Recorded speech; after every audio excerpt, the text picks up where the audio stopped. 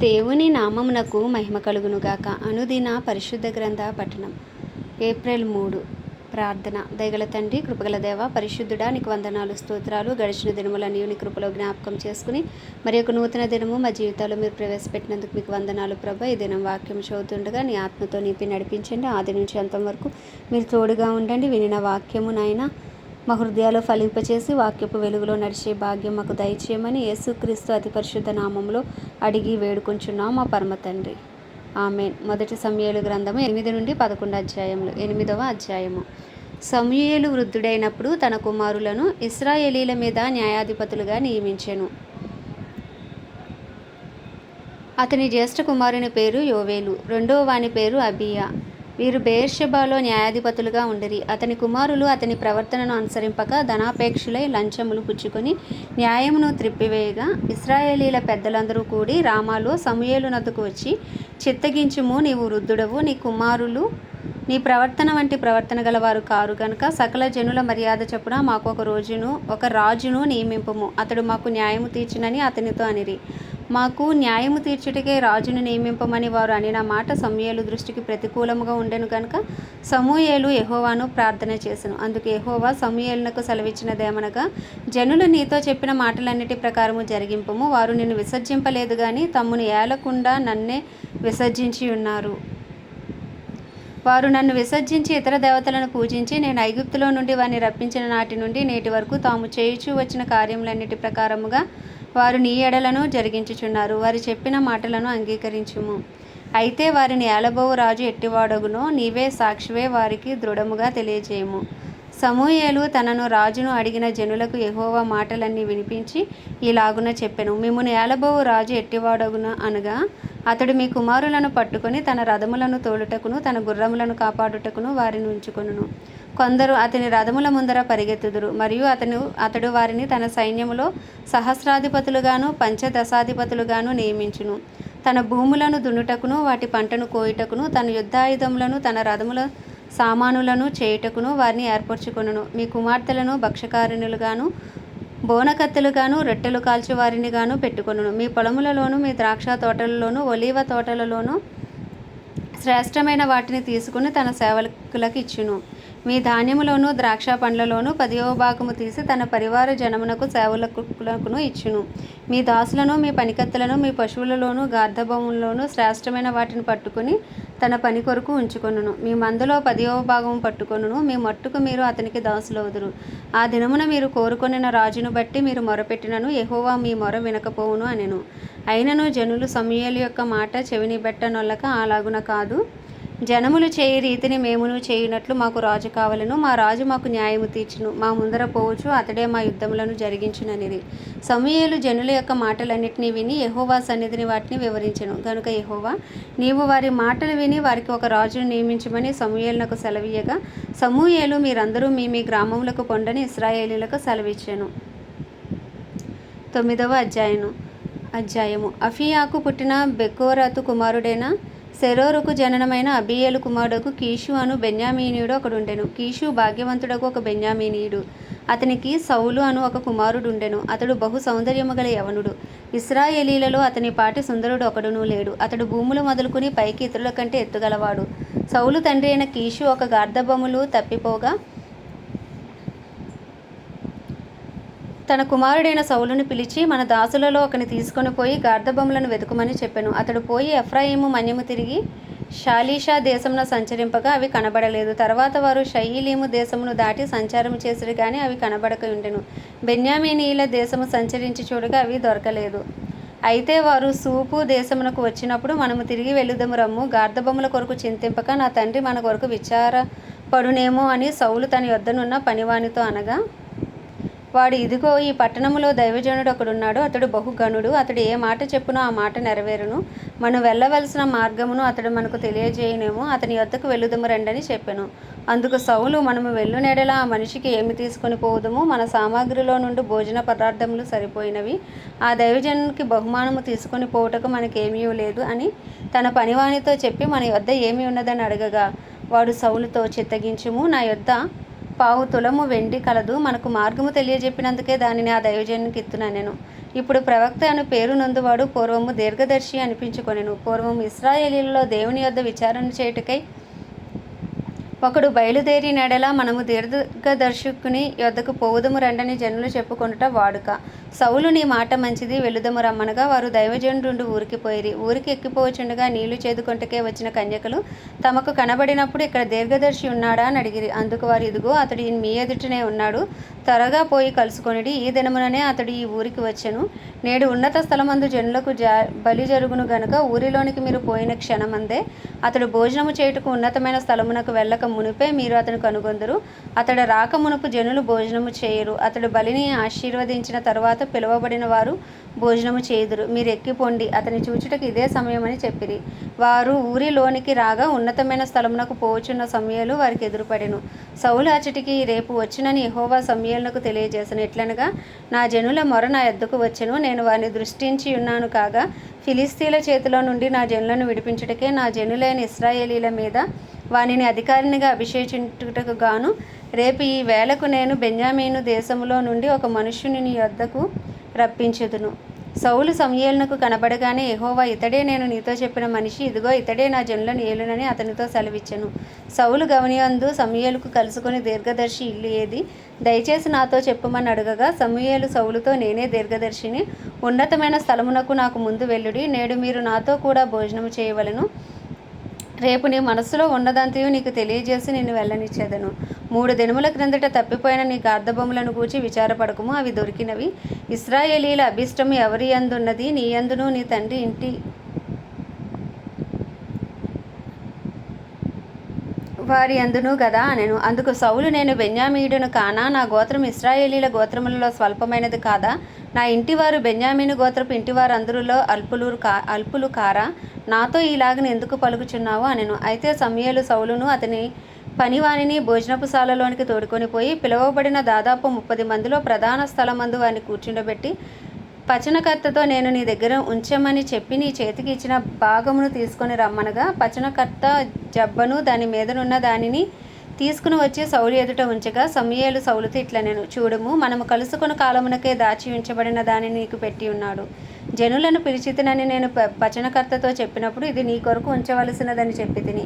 ఆ దినమున సౌలు సమూయేలుతో కూడా భోజనము చేసెను. పట్టణస్థులు ఉన్నతమైన స్థలం మీద నుండి దిగుచుండగా సమూయేలు సౌలుతో మిద్దె మీద మాట్లాడుచుండెను. మరునాడు తెల్లవారునప్పుడు సమూయేలు మిద్దె మీదనున్న సౌలును పిలిచి, నేను నిన్ను సాగనంపుటకై లెమ్ము అని చెప్పగా సౌలు లేచెను. తర్వాత వారిద్దరూ బయలుదేరి ఊరి చివరకు వచ్చుచుండగా సమూయేలు సౌలుతో, మనకంటే ముందుగా వెళ్ళమని ఈ పనివానితో చెప్పుము, దేవుడు సెలవిచ్చినది నేను నీకు తెలియజెప్పు వరకు నీవు ఇక్కడ నిలిచి ఉండుమనెను. అంతటా వాడు వెళ్ళెను. 10వ అధ్యాయము. అప్పుడు సమూయేలు తైలపు బుడ్డి పట్టుకుని సౌలు తల మీద తైలము పోసి అతని ముద్దు పెట్టుకుని, యెహోవా నిన్ను అభిషేకించి తన స్వాస్థ్యం మీద అధిపతిగా నియమించి ఉన్నాడు అని చెప్పి ఇలాగు సెలవిచ్చెను. ఈ దినమున నీవు నా యొద్ద నుండి పోయిన తర్వాత బెన్యామీను సరిహద్దులో సెల్సాహూలులో నుండి రాహేలు సమాధి దగ్గర 2 మనుషులు నీకు కనబడుదురు. వారు నీవు వెదకబోయిన గార్ధబొమ్మలు దొరికినవై, నీ తండ్రి తన గార్ధబొమ్మల కొరకు చింతింపక నా కుమారుని కనుగొంటకే నేనేమి చేతునని నీ కొరకు విచారపడుచున్నాడని చెప్పుదురు. తరువాత నీవు అక్కడ నుండి వెళ్ళి తాబోరు మైదానమునకు రాగానే అక్కడ బేతేలునకు దేవుని యొద్దకు పోవు 3 మనుషులు నీకు ఎదురుపడుదురు. ఒకడు 3 మేకపిల్లలను, ఒకడు 3 రొట్టెలను, ఇంకొకడు ద్రాక్షారసపు తిత్తిని మోయిచూ వత్తురు. వారు నిన్ను కుశల ప్రశ్నలు అడిగి నీకు 2 రొట్టెలు ఇత్తురు. అవి వారి చేత నీవు తీసుకొనవలెను. ఈ లాగున పోవుచు ఫిలిస్తీన్ల దండు కాపువారుండు దేవుని కొండకు చేరుదువు. అచ్చట ఊరి దగ్గరకు నీవు రాగానే స్వరమండలము, తంబూరా, సనాయి, సితారా వాయించువారి వెనుక ఉన్నతమైన స్థలము నుండి దిగువచ్చు ప్రవక్తల సమూహము నీకు కనబడును. వారు ప్రకటన చేయుచు వత్తురు, యెహోవా ఆత్మ నీ మీదకి బలముగా దిగివచ్చును. నీవు వారితో కలిసి ప్రకటన చేయుచుండగా నీకు క్రొత్త మనస్సు వచ్చును. దేవుడు నీకు తోడుగా ఉండును కనుక ఈ సూచనలు నీకు సంభవించిన తర్వాత నీకు మంచిదని తోచిన దాన్ని చేయుము. నాకంటే ముందు నీవు గిల్గాలునకు వెళ్ళగా దహన బలులను సమాధాన బలులను అర్పించుటకే నేను నీ యొద్దకు దిగివత్తును. నేను నీ యొద్దకు వచ్చి నీవు చేయవలసిన దాన్ని నీకు తెలియజేయ వరకు 7 దినముల పాటు నీవు అచ్చట నిలవవలెను. అతడు సమూయేలు నొద్ద నుండి వెళ్ళిపోవటకై తిరగగా దేవుడు అతనికి క్రొత్త మనసు అనుగ్రహించెను. ఆ దినముననే ఆ సూచనలు కనబడెను. వారు ఆ కొండ దగ్గరకు వచ్చినప్పుడు ప్రవక్తల సమూహం అతనికి ఎదురుపడగా దేవుని ఆత్మ బలముగా అతని మీదకు వచ్చెను. అతడు వారి మధ్య నుండి ప్రకటన చేయుచుండెను. పూర్వం అతను ఎరిగిన వారందరూ అతడు ప్రవక్తలతో కూడా ఉండి ప్రకటించుట చూచి, కీషు కుమారునికి సంభవించినదేమిటి? సౌలును ప్రవక్తలలో ఉన్నాడా అని ఒకనితో ఒకడు చెప్పుకొనగా, ఆ స్థలమందుండు ఒకడు వారి తండ్రి ఎవడని అడిగెను. అందుకు సౌలును ప్రవక్తలలో ఉన్నాడా అను సామెత పుట్టెను. అంతటా అతడు ప్రకటించుట చాలించి ఉన్నత స్థలమునకు వచ్చెను. సౌలు యొక్క పినతండ్రి అతని పనివానిని చూచి, మీరిద్దరూ ఎక్కడికి పోతురని అడగగా, అతడు గార్తబొమ్మలను వెతకబోతుమి, అవి కనబడకపోగా సమూయేలు నొద్దకు పోతుమని చెప్పినప్పుడు, సౌలు పినతండ్రి, సమూయేలు నీతో చెప్పిన సంగతి నాతో చెప్పుమని అతనితో అనగా, సౌలు గార్తబొమ్మలు దొరికినవని అతడు చెప్పెనని తన పినతండ్రితో అనెను.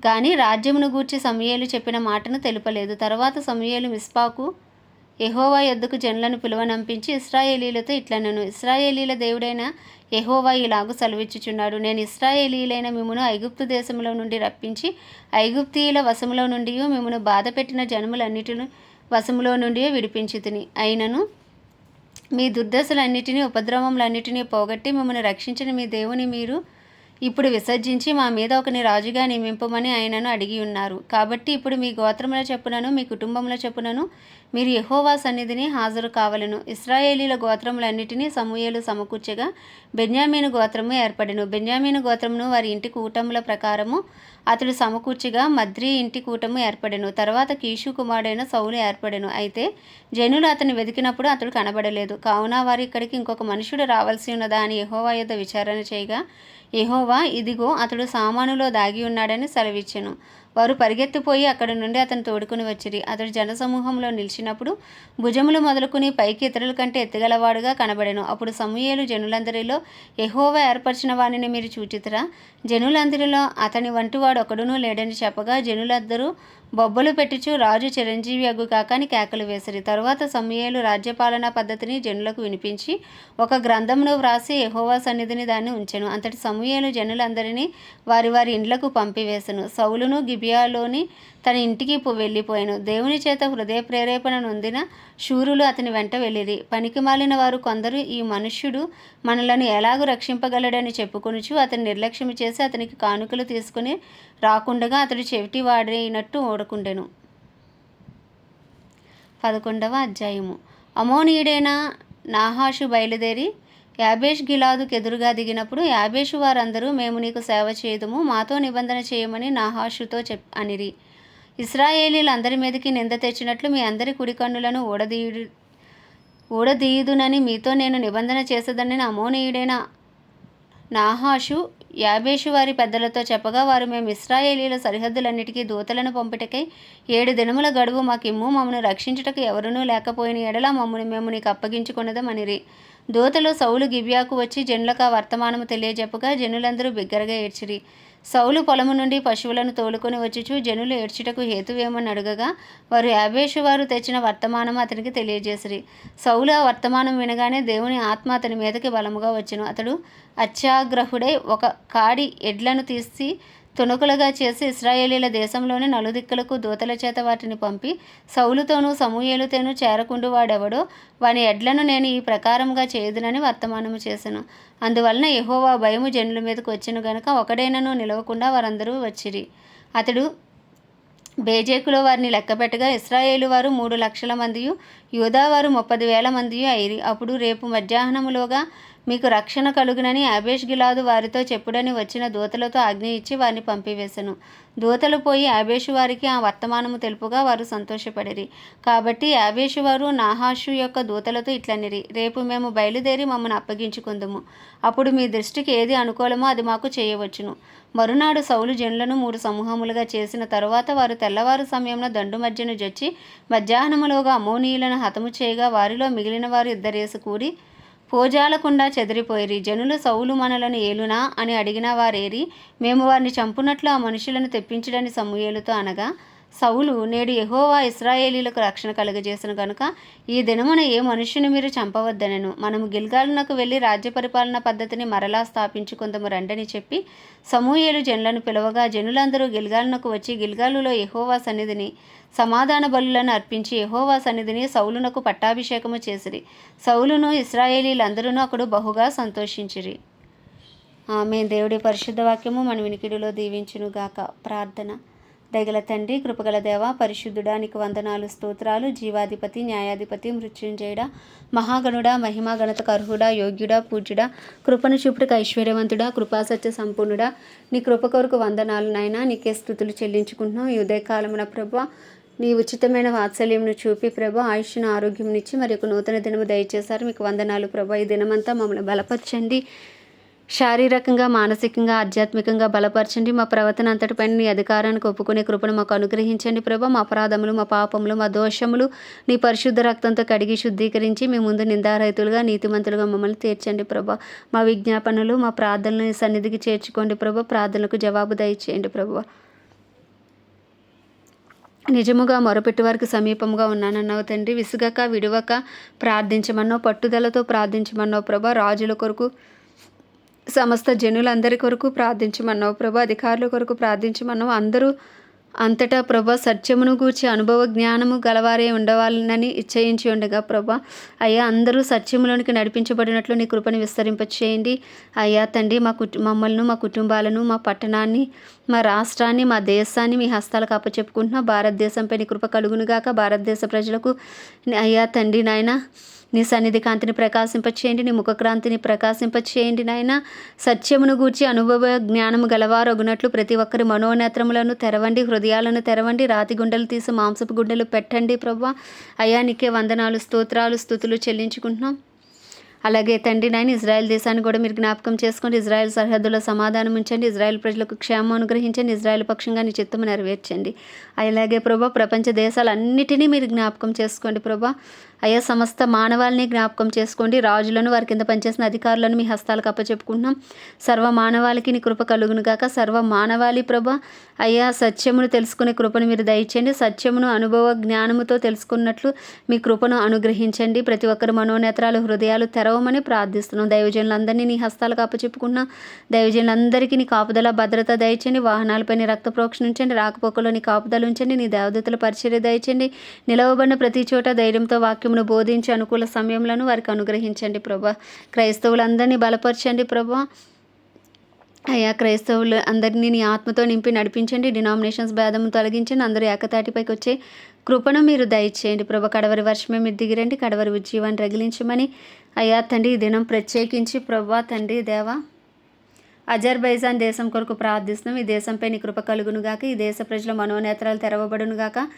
అయ్యా తండ్రి వీరి చెవులు తెరవబడును గాక. వీరి హృదయాలు తెరవబడును గాక. సువార్త కొరకు వీరి గృహాలు తెరవబడును గాక తండ్రి. అయ్యా తండ్రి సత్యములోనికి వీరందరూ నడిపించబడుదురుగాక. గొప్ప రక్షణ భాగ్యము వీరందరికీ కలుగునుగాక. ఏ ఒక్క ఆత్మ నశించిపోకుండా అందరూ అంతటా రక్షణ పొందినట్లు నీ కాపుదల, భద్రత వీరికి దయచేయండి. అయ్యా నీ సన్నిధి కాంతి వీరి మీద ప్రకాశింపచేయండి. దేశాన్ని పరిపాలిస్తున్న రాజులను కూడా మీరు జ్ఞాపకం చేసుకుని వారి కింద పనిచేస్తున్న అధికారులకు కూడా నీ కృపను విస్తరింపచేయండి. ఈ దేశాన్ని ఈ దినమున మీ హస్తాలకు అప్పచెప్పుకుంటున్నాం.